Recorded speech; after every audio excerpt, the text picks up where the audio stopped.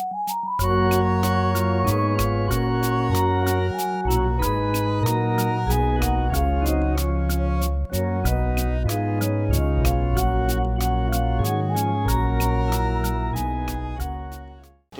Yesu Kristo. Mtazamaji mpendwa wa Tumaini TV, ipe nafsi yako tumaini. Matumaini yangu kwamba afya yako ni njema popote ulipo na kututazama kupitia kingamuzi cha Azam namba 470, lakini katika mtandao kwa na internet andika Tumaini_TV kwenye YouTube, changia na utatutazama kwa uzuri kabisa. Lakini pia unaweza kupakua application yetu, andika Tumaini Media, napo pia utatutazama kwa uzuri.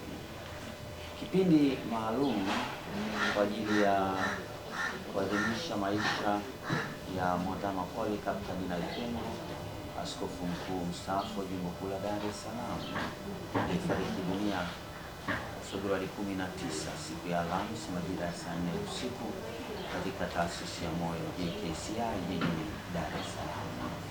Ni msiba mkubwa kwa kanisa letu Tanzania, Afrika na ulimwenguni.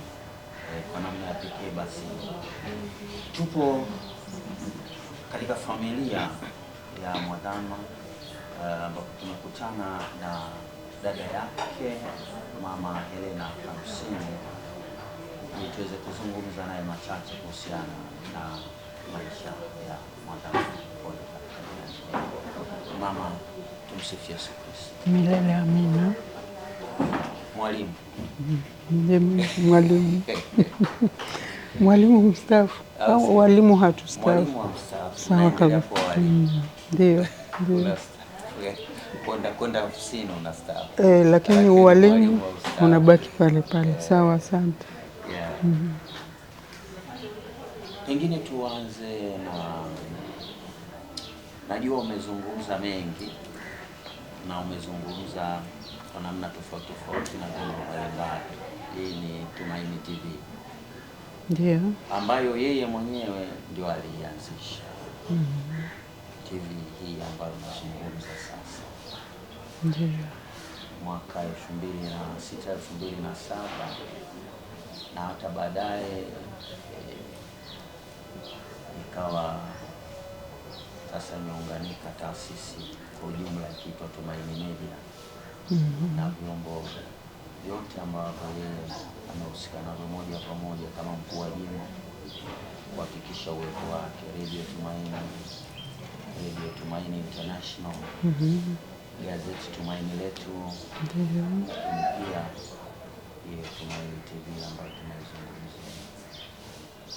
Na sasa pia tuko kwenye mitandao mbalimbali, lakini msingi wake ni sisi kwetu tuna mengi pia ya kusema, lakini tunatamani kusikia kutoka kwenu. Pengine kama familia kwa muda wote ambao mmeishi na kardinali. Ndio. Akiwa kijana lakini akiwa kwenye majukumu yake ya kanisa. Nyinyi mna kitu gani cha pekee ambacho mmejifunza kwake? Na kama pengine wako ambao wanafuata nyayo zake, kama ni watoto wenu au wajukuu, basi tungependa kufahamu. Asante sana ndugu Hera. Kuna mengi ya kusema lakini sijui niseme kwa mtiririko upi. Jinsi mimi nilivyomuona kaka yangu ama makuzi yake alivyokuwa, maana yeye alikuwa mkubwa kwangu. Kwa hivyo nikisimulia habari zake nasimulia juu ya mtu ambaye amezaliwa kabla yangu.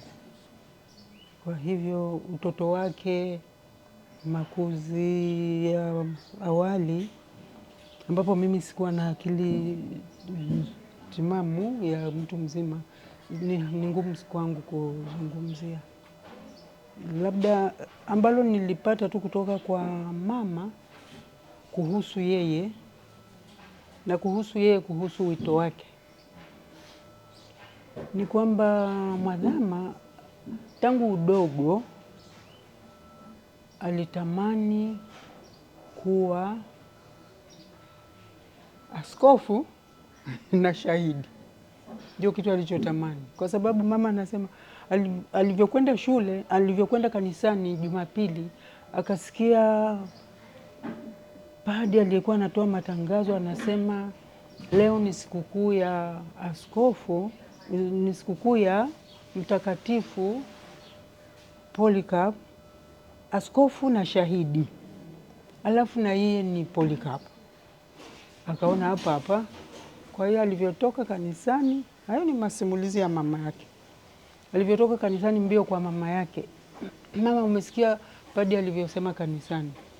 Amesema leo sikukuu ya Polycarp, askofu na shahidi. Kumbe na mimi takuwa askofu na shahidi, mtoto mdogo. Sasa mama katika kumnyamazisha akasema, wewe huwezi kuwa askofu na shahidi bila kuwa padri. Akasema, mbona kanisani wamesema askofu na shahidi, hawakusema padri? Kwa hivyo mimi nataka kuwa askofu na shahidi.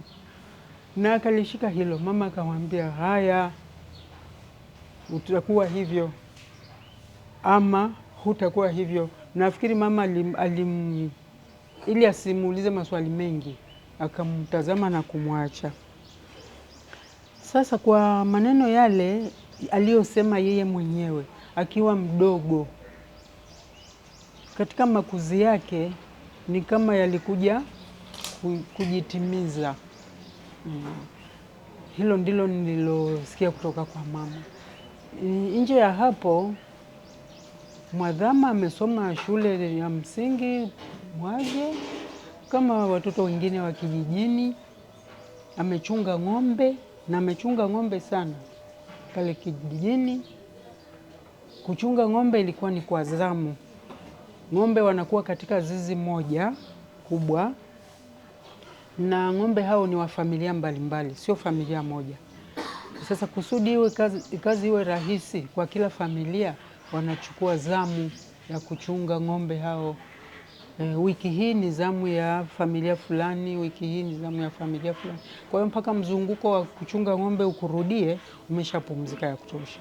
Kwa hiyo na sisi tulikuwa na ng'ombe wetu katika moja ya zizi ambamo ilibidi Mwadhama ashike zamu ya kuchunga.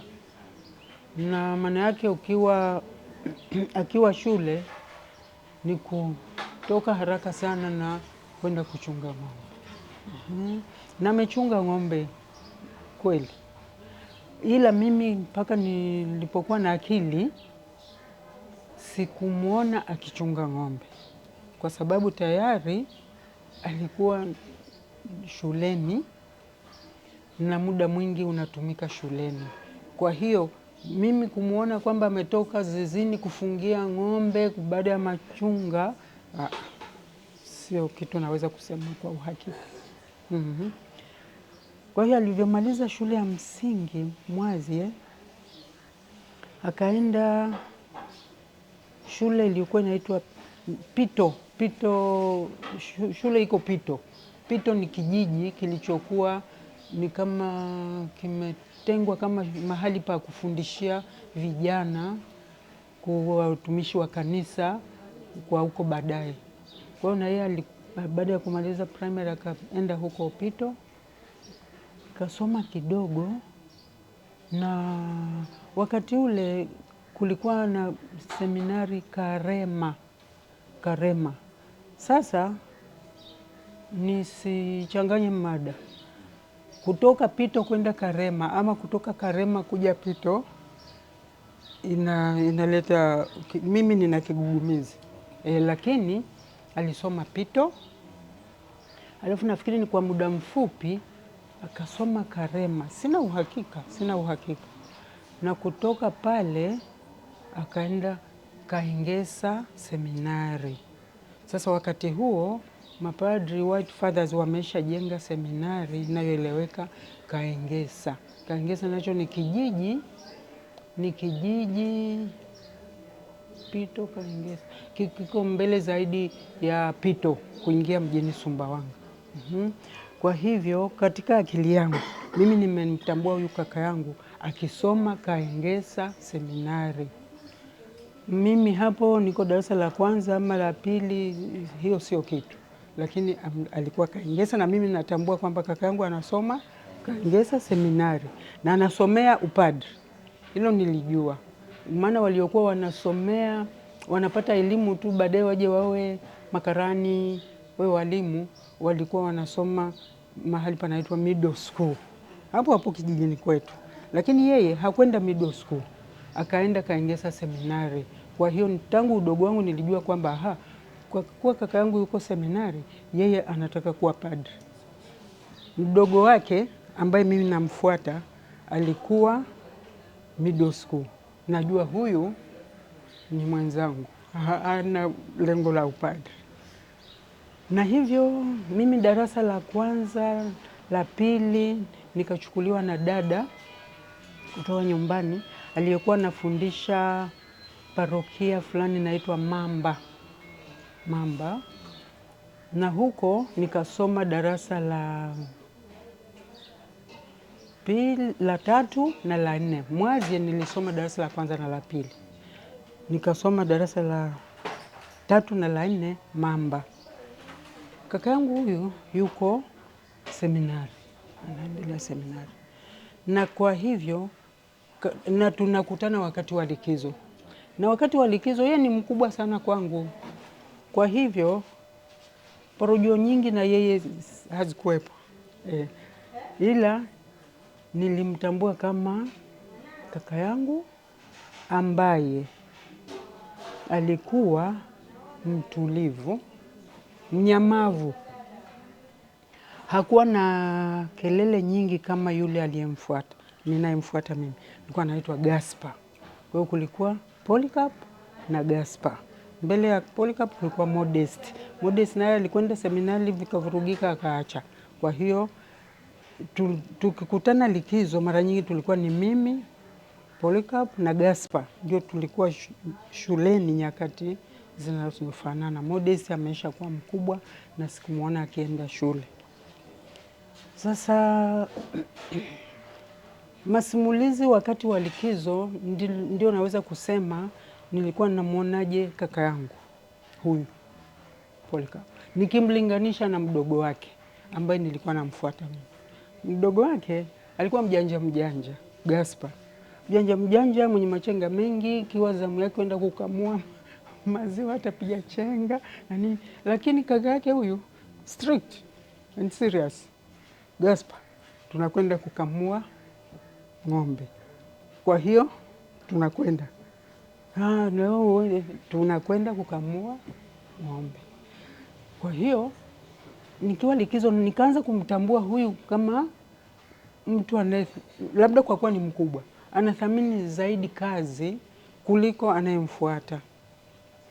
Na mimi kwa sababu ni msichana nilikuwa na ng'ang'ana kwa mama na mambo ya jikoni.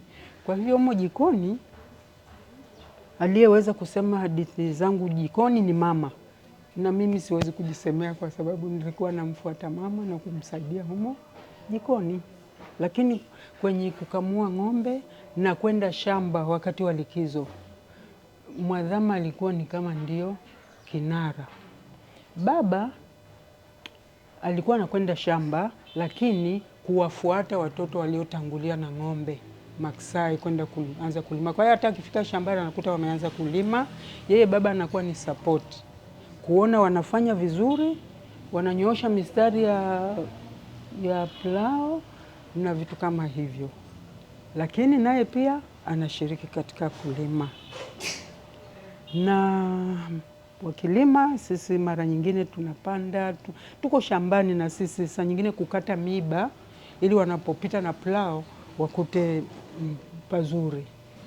Na kazi ya Mwadhama, bidii ilionekana toka wakati huo. Hakuwa mwenye porojo nyingi, ni makini kwa kazi, kama ni kulima na hakikisha mstari unafuatwa. Gaspar anatangulia kule kwenye ng'ombe mbele, awaongoze ng'ombe na yeye huku ameshika plao. Kwa hivyo Gaspar akiwahi kugeuka wakati jembe halijafika mwisho. Rudi. Gaspar kwa shingo upande anarudi na ng'ombe ili awaongoze vizuri zaidi. na saa nyingine namwambia mbio, fimbo zitatembea kama hunyoshi mstari, na zitatembea kweli. Basi wanalima, wanarudi nyumbani, wanafungua ng'ombe, wanakwenda malishoni, wanatulia hapo, sisi tunapika chakula, wanakula. Mwadhama sikumbuki kumuona akisema natoka kwenda kwa fulani, labda kanisani kwa ajili ya chama cha Mtakatifu Joseph. Akiwa seminari alikuwa anaongoza chama fulani pale kijijini, chama cha vijana wa Mtakatifu Joseph. Kwa hiyo anakwenda kanisani kwa Mtakatifu Joseph, alafu anarudi, anapenda kusoma. Na nilikuwa sijua anasoma vitabu gani, lakini ni kusoma. Anasoma madaftari yake ya shuleni sijui, anasoma vitabu textbooks sijui, kwa sababu mimi mwenyewe mbumbumbu niko chini huku, sijui hasa. Baadaye mimi nilipofika darasa la pili nikachukuliwa na dada Mamba, kwa hiyo nikasoma kule mpaka darasa la 4, nikafaulu mtihani wa kuja middle school. Yeye tayari yuko Kaengesa, sijui niseme vidato, mimi niko bado chini. Kwa hivyo nilichoambua kutoka kwa kakaangu kati ya Gaspar na Polycarp ni umakini wa Polycarp.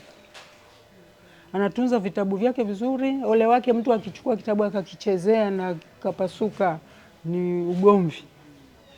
Anataka vitu vyake akiweka alivikuta hivyo hivyo, hata kimakelele, kwa sababu anamzuia kusoma.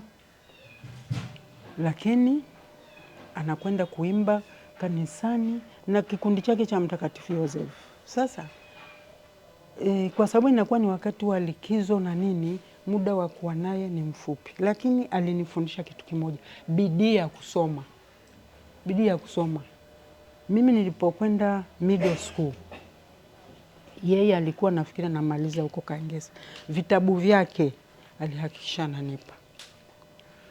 Kitabu kimoja kinaitwa Human Geography. Nilisoma kitabu hicho mapema kabisa, hata mwalimu wa shuleni kwetu hajatufundisha. Mimi najua Human Geography.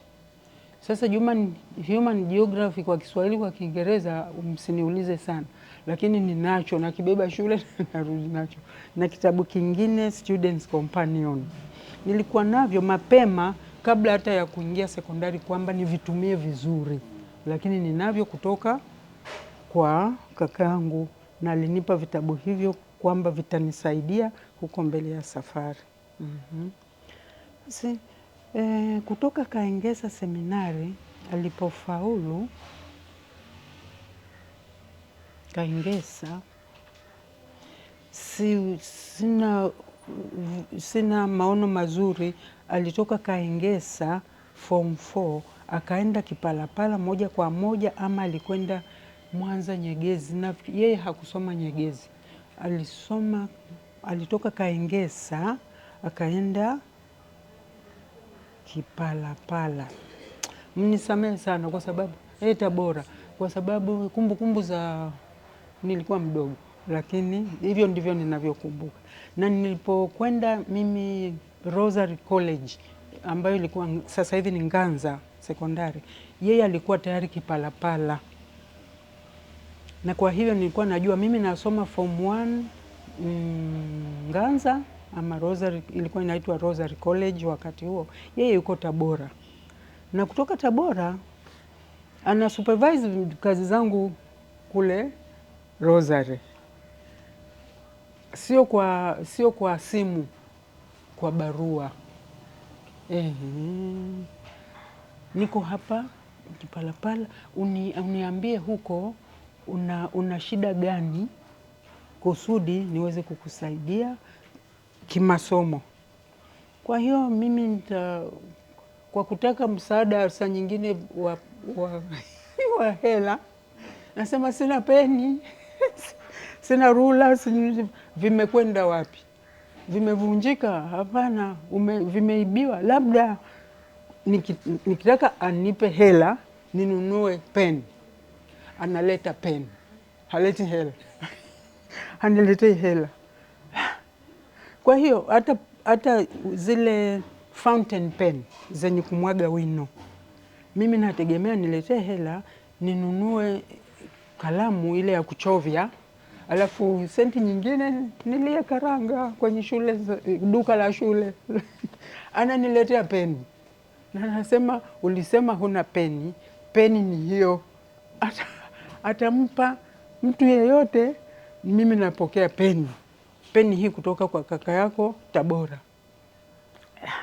Unaona, mtu aliye makini anajua pesa akiniletea kwanza zitaniharibu, alafu zitanipotezea mwelekeo. Kwa hiyo peni ni hii, si umeomba peni.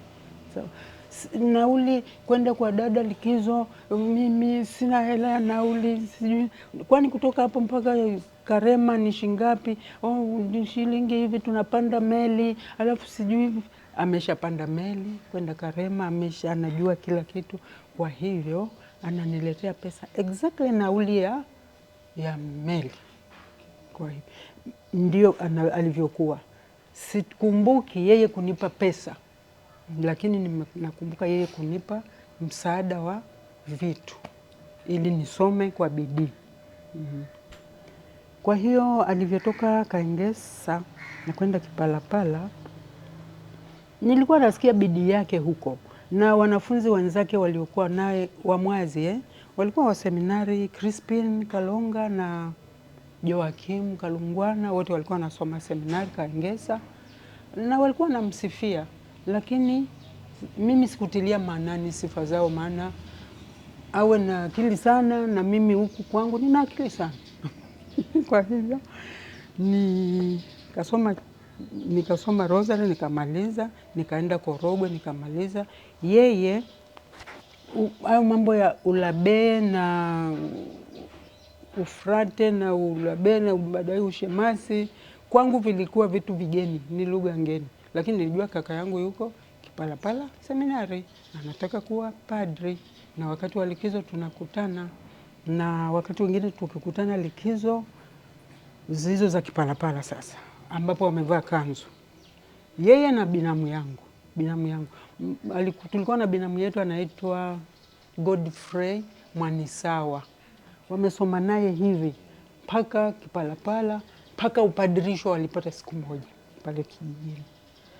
Kwa hivyo likizo zao zilikuwa wakati wamekuwa wakubwa, mimi ni kama likizo na napokea kazi kutoka kwao. Nguo zao nyeupe makanzu nayafua mimi, nayanyoosha, alafu wanakuja kuchukua, wanayapandisha, wanapanda nayo kule kwa mapadri. Na mimi najivuna kweli kwamba mimi nanyoosha. Mimi nafikiria kuna na upadi humo, ushemasi nini mimi sijui. Kaka yangu karibu atakuwa padri. Nanyoosha kwa bidii, na hiyo ya binamu yangu nanyoosha, alafu wanakuja kuchukua, wanapanda nazo huko. Ndio kazi na mimi nilichangia kwenye kuwafanya mapadri. Na watu na wote wawili wakawa mapadri bwana. Nilichangia hivyo. Mambo mengine naomba msiniulize sana. Wazazi na yeye alikuwa mtiifu kweli, lakini strict. Kama baba alikuwa anapenda anakunywa pombe kama wazee wengine wa kijiji. Sasa nilishuhudia wakati mmoja baba hana hela ya kwenda kunywa pombe. Sasa Polycarp ana hela kidogo, lakini hataki kumpa baba yake hela hiyo akanywe pombe. Anataka ampe hela akafanyia kitu kingine. Sasa kitu gani? Pale kijijini baba shamba amesharudi, amelima nini, sasa hela yoyote utakayompa ni pombe. Sasa mwadhama anakuwa hataki kumpa hela baba akanywe pombe. Lakini baba akitembea uani alikuwa na tabia ya kufanya hivi nywele, kufanya hivi, analafu anazungumza mwenyewe. Ningekuwa na pesa, nikifipa lakini ningekuwa na pesa ndina kasumuni, ningekangweza lelo anda kwene hauchumi.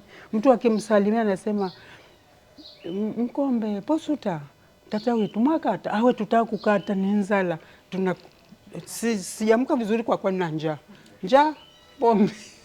Basi sasa Kardinali Polycarp akisikia hivyo anaona baba bwana anatoa senti 20, senti vitu pesa kidogo sana. Pombe ilikuwa inauzwa bei ya chini. Basi anampa baba. Akishapewa hiyo hela hakuna kwa heri zaidi sana hiyo asante si mwala mwalo mkwai, yani asante kwa kunipa. Alafu anaenda kwenye pombe. Akirudi baba kutoka kwenye pombe hana maneno. Baba yangu naye alikuwa hana kelele akitoka kunywa pombe. Toka huko akifika karibu na nyumba ataimba wimbo wake hapo. Akifika karibu na jikoni anaimba wimbo wake hapo. Mpeni nikasonsolo, nipeni moto wa kuvutia sigara. Anachukua kama moto kake anaingia ndani analala. Hata kama ni mchana akisha kunywa anaingia analala. Baba yangu hakuwa na bugudha ya makelele akisha kunywa pombe. Ni yeye na kuvuta sigara alafu kuingia kulala. Kwa hiyo Mwadhama alikuzwa katika mazingira hayo, lakini ni hilo la kuwa strict, kuwa makini kweli kwenye kazi ifanyike vizuri, na mkali ukifanya mchezo. Hata kofi linaweza kupita kwa gaspa. Kofi litatembea ili mambo yaende vizuri. Na mimi pia nikikosa kubehave vizuri nafokewa. Na maana yake nikae jikoni nimsaidie mama, sio mara nakwenda kucheza ode. Maliza kazi na mama, utakwenda kucheza. Ni hayo naweza kwenye utoto nafikiri ni hayo, na mpaka amekuwa padri ni hayo. Na padri mzuri. Pengine labda kwa namna ambavyo tumekuwa pia tukizungumza na ambao wamekuwa karibu naye ndio kazi. Ulikuwa unagusia masuala ya pesa. Mimi nikiulizwa sijawahi kumuona Mwadhama ameshika hela. Nyakati zote. Na wenzangu pia tunaofanya nao wanasema hivyo. Lakini ukiwauliza watawa pia wanasema Mwadhama alikuwa mbali na pesa. Yaani wanamshirikisha tu taarifa nini, lakini kusema anaweza kushika hela kwenye draw yake ndio hawajui. Ni jambo ambalo alijifunza kwenye familia yenu ama alijifunza akiwa anaendelea huku kanisani? Yaani lilianzia huko kama ambavyo umetudokeza au hasa kanisani? Nakumbuka katika soma yetu sisi sote tumesomeshwa na dada yetu mkubwa, firstborn. Yeye dada alisoma, mimi nazaliwa yeye anapata cheti cha ualimu. Mimi nazaliwa yeye anapata cheti cha ualimu. Kwa hivyo amemsomesha Modest, mkubwa kwa huyu.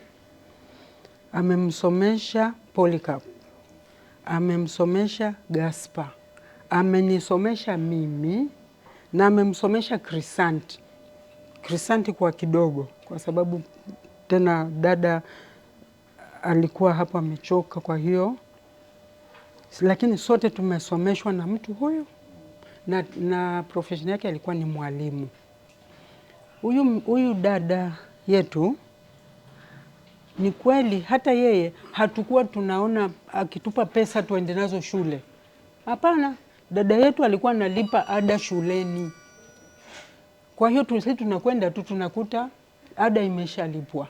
Shilingi ngapi? Tunaambiwa tu shilingi 200, 290, shilingi 200 ameshalipa. Kwa hivyo hiyo kutoshika pesa na nyumbani ilikuwa hivi. Mama kumsaidia dada anapika pombe. Akipika pombe tunauza. Na mimi nilikuwa nashika pesa, maana nilikuwa nauza pombe. Mama anakamua pombe huko na kina mama wengine wanasaidia, wanaweka kwenye chungu kikubwa hapo. Mimi ndio muuzaji wa pombe. Kwa hiyo nauza pombe, nikimaliza pesa nampa mama. Na pesa mpaka pombe iishe yote, mara nyingine ilikuwa ni shilingi sikumbuki vizuri. Hakukuwa mamia ya pesa. shilingi 3, shilingi 8, shilingi 10 ni pesa, na hiyo pesa ina thamani kweli, kwa sababu tutagawiwa matumizi katika hela hiyo hiyo tuliouza pombe, na tunakwenda na pesa ya matumizi. Kama umepata senti 50 ni wewe, kama umepata hivyo, lakini ada hatukushika. Kwa hiyo yeye sijui alianza kushika hela wapi. Yeye ya kumpa baba senti 50, nafikiri ni ile hela ambayo ameweka akiba kwa sababu fulani, na huenda dada alimletea kama nauli kwenda mahali, akashika pesa, ndio hiyo anaweza kumpa baba. Baba akilalamika sana kuhusu kwenda kunywa pombe. Lakini mimi mwenyewe sikujua hela nje ya hizo za kuuza pombe na baadaye kugawanywa kwenda shule kama matumizi. Ukipata senti 50 ni pesa nyingi, na ni nyingi kweli, maana zilikuwa zinatutosha kununua hiki, kununua vitu vya kutafuna. Sasa kwa nini labda hakuona sababu ya yeye kuwa mshikaji wa pesa? Kwanza hakuwa na mwelekeo wa somo lolote la pesa. Sasa kama wewe unajifunza geography na vitabu unapewa na dada yako, ama ada inalipwa na dada yako, pesa unaanza kuzifurahia kwa namna ipi? Sijui. Na huenda yeye aliona toka Kaingesa ama toka seminari kwamba labda pesa zinaleta shida, akiwaona wenzake wanavyohangaika pesa kutoroka kwenda kununua hiki, na mdogo wake naye pia alikuwa kidogo mtoro mjanja. Kwa hivyo kusema kwa uhakika hakupenda kushika pesa, kwa nini na kuanzia lini, hiyo ni nafsi yake. Nafikiri ni maamuzi aliyotoa moyoni, akishaona watu wanavyohangaika hata na ulevi ni pesa. Labda sijui. Kununua nguo, nafikiri alikuwa anapewa hela nanunua nguo, alafu basi. Ndugu Hera hapo sasa yeye ameondoka. Hilo swali ulitakiwa kumuuliza kabla hajaondoka. Kwa sababu tungejifunza vitu kwake. Kwa nini yeye maisha yote hapendi kushika pesa? Ama aliwaambia wengine, Sister Agnes labda alimwambia waliokuwa karibu naye. Kwa nini hakupenda kushika pesa? Na labda hakuwa na sababu ya kushika pesa, kwa sababu mahitaji ananunuliwa. Kiatu kikiisha, hapewi hela akanunue kiatu dukani. Anaambiwa, baba ungependa kiatu hiki? Anasema hiki kizuri. Anaingiza mguu anavaa. Hela ya nini? Sijui maisha yake ya upadre alivyoyaendesha, sio kuyaendesha, alivyoendeshwa na walezi wake katika upadre wake. Nafikiri ndivyo hivyo, nafikiri vinaweza kuwa vilichangia asione kwa nini ashike pesa. Mapadi wengine wanashika pesa.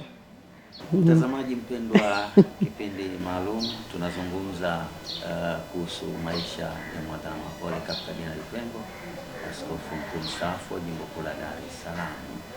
Pamoja nami ni dada yake Mama Helena Hamsini. Mwanzoni kabisa niligusia kuhusiana na kama kuna alifuata nyayo zake. Uligusia kwamba kuna kaka alishapita seminarini Modest akatoka, lakini kuna mdogo wake pia. Sasa kwa kiwango hiki ambacho Mwadhama amefikia, kuna dalili yoyote kwenye familia yenu ambaye hata kama akufikia kama yeye, lakini walau akapata huo wito wa upadre? Krisanti aliyenifuata amesoma seminari Kaingesa, lakini hakuonyesha baada ya hapo kwamba ana hamu na upadre. Na baada ya hiyo, manake mnazungumzia kizazi chenu. Wanaowafuata nyinyi sasa, watoto wetu ambao sawa, ama kama kuna mjukuu wengine wanasema afanana na babu yake, tabia zake kama huyu fulani, iko hiyo. Ipo. Tunaye padri Tumeshampata padri. Okay. Tena bahati nzuri aliyepadirishwa na babu. Okay. Babu amempadirisha Padri Modest. Alirithi jina la kaka ya Mwadhamu ambaye ndio babu yake. Huyo Modest amemzaa baba wa huyo padri. Padri anaitwa Modest na? Padri Modest Pengo. Jimbo gani? Yuko Arusha. Yeye ni padri wa haya mashirika ya kitawa. Mashirika ya kitawa ambayo sijui, lakini yupo Arusha. Okay. Na kwa shirika lake sio lazima awe Arusha awe Dar es Salaam. Anaweza kuwa popote anapopelekwa ulimwenguni. Ni shirika la Roho Mtakatifu. Walau kuna mtu ambaye yupo Modest anaishi upadri. Mwingine alikwenda seminari. Kuna mmoja alionyesha dalili lakini hapana, hakufika hata popote. Hata mimi nilijitahidi kuwa mtawa. Ala. Kama Sister Agnes. Mimi utawa wangu nilianza mapema. Darasa la 4 nimemaliza. La 5 nataka kuwa sister. Kwa hiyo wamenirecruit pale nyumbani na nikafaulu mtihani wa darasa la 4 kwenda Chala Middle School. Lakini huko Chala Middle School hata wale wanaosomea usista wanasoma alafu wanarudi kwenye nyumba zao, na wengine boarders wanasoma wanalala boarding school. Kwa mimi nikawa nataka kuwa sister. Na kuwa kidogo ni utoto, lakini nilitaka kuwa sister, lakini niwe sister mwazie niwe namuona mama kila siku kanisani. Kwa hiyo waliponitoa pale wakanipeleka kwa masista Chala kwenye convent sister. Nikawa usiku nikilala nalia kitandani. Unalia nini? Wale wapostolanti walio karibu na mimi wakubwa wanakuja kunitikisa, Helena, mbona unalia? Unalia nini? Namkumbuka mama usiku. Sasa na nataka kuwa sister. Kwa hivyo umri ulikuwa mdogo. Kwa hiyo wakaona huyu bado. Wakienda mapostolanti wengine kazi za mbali, sisi tulikuwa 4. Mimi, Teresa na Matilda na msichana mwingine. Tunapelekwa bustanini kwenye miti ya matunda, tuchume matunda, tukusanye, sio tule. Tunachuma machungwa, tunaweka, wakubwa wanakuja kunyenyua. Matunda mazuri, haya yenye rangi ya zambarau. Basi, kwa hiyo sisi tukiingia huko, tunakula zaidi ya nusu ya. Wakija wapostolanti kukusanya matunda, wanakuta sisi midomo yote imekuwa miekundu, ni matunda. Alafu wala hatuoni shida. Tumekula matunda. Wakajua hao wadogo. Wakaanza kutufanyia utaratibu wa kwenda kule boarding school. Mimi na Teresa na Matilda alibaki. Mimi na huyu wawili tukashushwa kule middle school. Tuwe boarders. Nimefika kule boarding school, naanza tena kulia. Nataka kwenda kule kwa masista. Lakini darasani tunasoma pamoja na hao mapostola aspiranti na sisi boarders. Nikiwaona darasani naanza tena kulia. Nataka kwenda boarding, kwenda kwa masista. Wakasema sieleweki. Basi wakaniambia hivi, utakuja kuwa sister, kuendelea kusomea usista utakapomaliza darasa la 8. Kwa sasa hivi kaa hapa boarding school. Akasema sawa. Kwa nikalia, machozi yakakauka, darasa la 5, la 6, la 7, la 8 nikamaliza. Ambapo nimekuwa mtu na akili zangu kwenda form 1. Masista wale walirudi, wakasema Helena, sasa kumekucha. Njoo usista. Nikasema sina wito. Wito umekufa. Si ulikuwa na wito ukiwa darasa la 4? Lakini nyinyi mlinifukuza.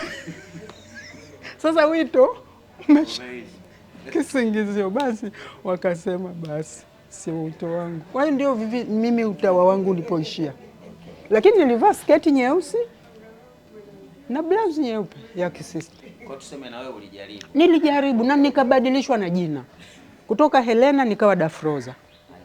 Maana kulikuwa Helena mwingine tayari ni sister, na hakuna sababu ya kuwa na sister Helena. Kwa hiyo sister Helena yupo. Sasa wewe unataka kuwa nani? Nataka kuwa Dafroza. Kwa hiyo nikaanza kuitwa Dafroza kwa misingi kwamba nataka kuwa sister. Vikashindikana. Sister Dafroza wa nchi kavu. Unaona? Ndio hivyo. Kwa hiyo watawa ndani ya familia na mimi nimo Renusa. Ila kwa wajukuu tunaye Modest mpaka amekuwa padri, halafu tunaye tulikuwa na mwingine Emmanuel alinusa lakini akaachia njiani, alitoka kwa dada firstborn, mtoto wake akaachia. Halafu sasa hivi tuna mwingine padri to be. Mwezi Julai anapadirishwa Kilian Mambo Sasa, ambaye ni mjukuu wangu kutoka kwa dada yangu aliyemfuata Koodula. Dada wa kwanza ni Koodula, alafu Efrazia. Sasa Efrazia huyo akamzaa binti anaitwa Pascalia. Pascalia amemzaa Kilian. Kilian sasa hivi yuko Tabora, amesha kuwa shemasi. Tunangoja upadirisho mwezi Julai. Wajukuu wao yeye ni wa jimbo la wapi? Mpanda. Jimbo la Mpanda. Kilian Mambo Sasa. Mpaka sasa ukipiga simu mtaweza kumsikia. Ni shemasi. Kwa hiyo padi wawili hatuna nyuma yake. Yaani tunasikia furaha sote kwamba hakuenda mbele peke yake. Kutoka ndani ya familia, Modest akajaribu wapi? Mimi nikajaribu wapi? Krisanti akajaribu. Krisanti amesoma Kaengesa lakini hakuwa na nia ya upadi kabisa. Lakini kwa wajukuu tumefanikiwa. Tumefanikiwa na wako serious. Modest kule Arusha ni padri ambaye pia anaongoza watoto kwenye mambo ya ibada nini na nini. Ukiona vipindi vyake kwenye Instagram, ni moto. Anawabariki watoto. Kila asubuhi ni kusali pamoja na nini, ni Padri Modest. Sijui watoto hivi, ni Padri Modest. Kwa hiyo tunamshukuru Mungu. Namshukuru Mungu. Sio bure. Nini ambacho pengine kwenu sasa kama familia unaweza kusema hiki sasa ndo kimebaki, tutakidumisha ili muendelee sasa, kama ni mapadri, kama ni watu wa ndoa, kwa sababu alikuwa pia mchungaji wa kanisa, miito yote alikuwa anaisimamia. Kwa hiyo nini ambacho tunahimiza tunachokisimamia kama familia? Kwanza kama familia yetu ya Mzee Joseph Pengo tulikuwa tumebaki na yeye tu wawili, mimi na yeye. Wenzetu wote walikuwa wameshafariki. Sasa na yeye, yani sasa nimebaki peke yangu ndani ya familia. Maana yake napozungumza familia nazungumza wote kwa niaba yao hao wengine na hawa sasa uzao wetu. Mungu hutengeneza watumishi wake. Hakuna kukurupuka tu ukasema mimi nitakuwa hivi kwa sababu fulani alikuwa. Ni mpaka Mungu apandikize kitu ndani mwako. Lakini huyu baba ameishi kwa mfano. Kwa hivyo kama kuna watu ndani ya familia yetu wenye kuthamini, tunathamini hilo sana, kwa sababu ni padri ambaye ameishi kwa mfano ambao saa nyingine haikuwa lazima utupendeze kwa sababu ya mambo ya ulimwengu. Naona kuna mapadri ambao hiyo ya kushika pesa wanashika pesa mpaka wanazitiririsha kwa familia zao. Sio huyu. Kama mna njaa, limeni mpate chakula. Kama hamna nguo, fanyeni bidii, nunueni nguo. Kutiririsha pesa kutoka kwake. Hakuna mahali wala wakati mwadhama alimsaidia yeyote. Ngoja. Kwenye pesa. Ndio ngoja. Mwadhama mimi amenisaidia kwa pesa.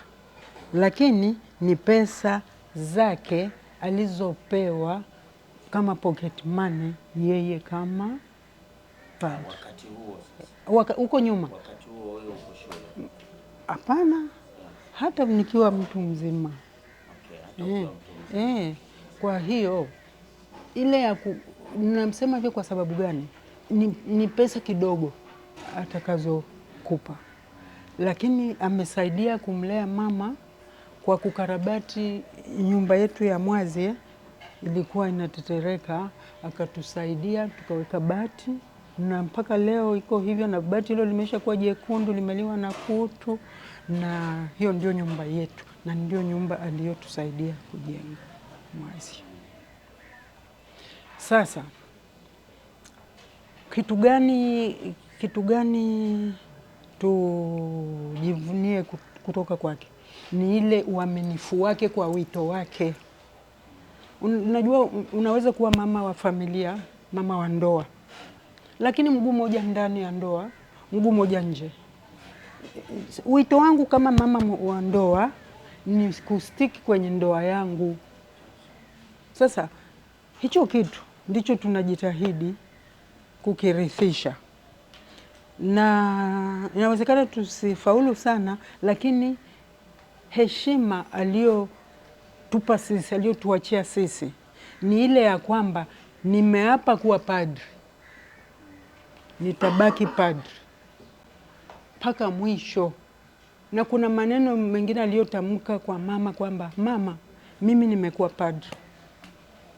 Ukiwa shambani, ukiwa popote, fikiria kwamba mwanao amechukuliwa, amelazwa altareni, amechomwa moto, hata majivu hupewi. Naona kauli hiyo kwa mama. Yani kujaribu kuonyesha kujitoa kwake kwa Kristo. Si mali yako tena, ni sawa na aliyelazwa altareni akachomwa, majivu wala mama hapewi. Majivu yanabaki ni mali ya kanisa. Naona. Kwa hiyo ni kitu tofauti, kitu special. Na saa nyingine mtu special. Natamani pia kufahamu kwa nafasi yake, manake sasa inabaki historia kuanzia kule kijijini sana. Unapotueleza hivi, manake yale mazingira yamekaaje? Wapi? Nyumbani Mwazi. Mazingira ya nani? Nyumbani kwenu. Nyumbani kwetu. Yaani mimi yeye mwenye mwadhama na nyinyi mlishirikiana kuhakikisha labda mazingira alipotoka mwadhama yanakaa vizuri? Ndio. Yani tukija sisi mkija Mwazi, mkija Mwazi utakuta mazingira ambayo yanafanana na kardinali. Yafanana na kardinali wa namna gani? Kardinali mwenye hamtayakuta. Takuta nyumba ya kardinali ambayo ndani ina banko, kitanda cha mbao na godoro. Hivyo ndivyo tulivyo. Kwa hivyo hapa kuna wajukuu hapa wameshaanza kuchangamka, wakina Jose Pengo, Polycarp. Wanajaribu hivi, nimeacha huko matofali, wanajaribu kumodify nyumba pale kwa mama waifanye modern. Ni effort zao, wakifaulu safi. Effort zao. Hiyo ni moja ya sababu za misimamo yake. Msimamo yake. Kwenda kuendeleza, maana yake angeweza kuendeleza. Lakini kama ulivyosema, maana yake aliamua kuachilia yote kwa ajili ya na hilo Hera, nikwambie sisi ni binadamu. Amekuwa kikwazo kwa wengi. Kwa nini Mwadhama Kardinali Pengo ni kardinali? Hata Mwazi hawezi kujenga hiki, hata Mwazi hawezi kufanya hiki, mbona wenzake wanafanya hivi? Unaona, hilo ndilo ametuachia, na sisi tunasema hivyo ndivyo wito wake ulivyokwenda. Na hayo malalamiko saa nyingine sio tu sisi walei, hata clergy wanaona kwamba huyu bwana kwa nini hakujengea mama yake nyumba ya sauzi na rangi nyingi nini na nini, lakini wanasahau kwamba huyu bwana aliapa mbele ya Mungu kwamba mimi nitakuwa mtumishi wako. Nembo yake ya uaskofu unaijua? Naijua. Inasemaje? Kuya vocastime, na mimi hapa Bwana, kwa kuwa umeniita. Ukiitwa na Bwana unageuka nyuma. Ukigeuka nyuma wewe sio wake. Ukigeuka nyuma hufai kumfuata.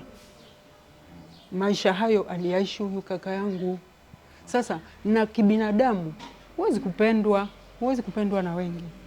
Unapendwa na wachache wanaoelewa. Lakini wengine wanafanya kama vile he did not do, hakufanya jema kwa ndugu zake, hakufanya jema kwa mji wake, hakufanya jema kwa kijiji chake, hakufanya jema. Amekarabati kanisa la Mwazi, maana lilikuwa linavuja. Amekarabati, ameezeka upya. Ndicho cha mwisho alichofanya. Nacho pia amefanya, na anasema kabisa si pesa za jimbo la Dar es Salaam hizi, ni pesa zangu ninazopewa posho nile ama nifanye kitu fulani, lakini nasema hapana, hizi napeleka Mwazi wakaweke bati kwenye kanisa. Na wakaweke bati kwenye kanisa, sio kwenye nyumba ya mama yake, wakaezeke kanisa. Kwa hiyo ni utumishi bado wa Kristo. Mungu amweke mahali pema peponi. Kwa kweli kaka yangu ameishi kwa mfano. Madhaifu yake kama binadamu yalikuwepo, na hakuna binadamu aliyekamilika. Memkanyaga mtu mguu hapa, memchoma kisu mtu mkono hapa, kikauma, na labda hakuomba radhi, lakini ameishi kwa mfano. Amejitahidi kuishi kwa mfano. Ubinadamu uko pale pale, lakini ametufundisha mambo mengi sana. Kujikana na kufuata wito wako. Kama we mwanandoa ufuate ndoa yako vizuri. Kama we padri ufuate. Kama we sister ufuate usista wako vizuri. Nafikiri watu wana mambo mengi ya kujifunza kutoka kwake. Tumalizie kwa pengine kama una lolote chini ya uvungu wa moyo wako na kumwambia kaka yako. Nadhani anakusikia kiroho, lakini pia na sisi ambao tunakusikiliza, kutazama kupitia Tumaini TV. Karibu.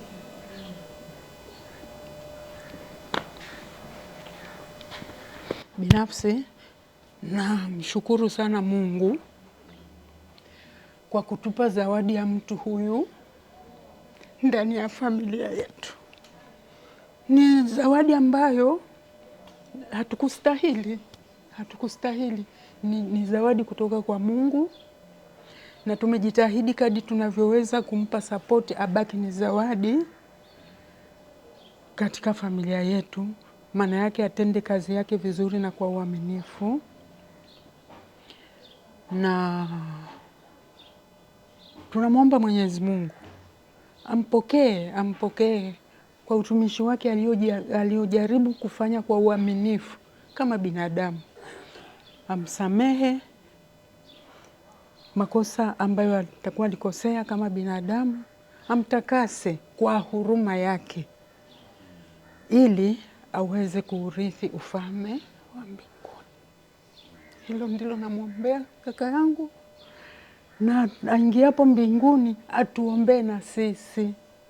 tunaotembea bado katika njia hii ya kuelekea wokovu, atuombee ili tuweze kuingia mbinguni, tumsifu Mungu sote pamoja naye. Hilo ndilo niloweza kusema. Una kumbukumbu alikuwa anapenda sana muziki Kardinali? Una kumbukumbu, tumalize na wimbo ambao alikuwa anaupenda? Sijui kumbukumbu. Sina ile alichokuwa anapenda. Alikuwa anapenda nyimbo nyingi za dini, lakini kusema huu labda Sister Agnes hapa anaweza kusema hilo. Ndio. Sister yeyote aliye ama Father Mtavangu. Ama Father Vincent. Kwa nini? Au masista wale ambao wakiingia kanisani yuko nao. Ndio wanaweza kusema baba alipenda sana wimbo huu, kwa sababu nyimbo atakazokuwa amependa ni nyimbo za ibada. Sio nyimbo za Diamond. Sio nyimbo za disco. Kwa hiyo mimi nikianza hapa kusema alipenda wimbo fulani, tamuingiza kwenye nyimbo za kiulimwengu labda, lakini wimbo aliopenda wa ibada, wale waliosali naye kila siku wanaweza kutuambia wimbo aliopenda sana. Na mtazamaji mpendwa, napenda tu walau tupate kionjo kidogo, kwa sababu tunasherehekea maisha ya Mwadhama Polycarp Kardinali Pengo, askofu mkuu mstaafu wa Jimbo Kuu la Dar es Salaam. Basi tujikumbushe katika nafasi tofauti tofauti ambazo wafipa walikuwa wanamshangilia, alipokuwa padri, alipokuwa askofu, alipokuwa kardinali, lakini kwenye jubilei zake tofauti tofauti ambazo karibu zote ameziadhimisha isipokuwa ya miaka 100. Mwenyewe alikuwa anasema akifika pia miaka 100 atamshukuru Mungu. Unaona? Lakini basi miaka 75 Diamond Jubilee ameadhimisha. Ndio. Na nyingine zote za upadri kwa maana ya ukleri ameziadhimisha. Basi sasa tuimbe kifipa. Tuimbe kifipa, lakini nitoe sio angalizo, mwelekeo.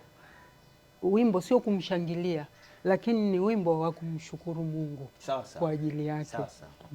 Tuendelee. Ndelelo mwana.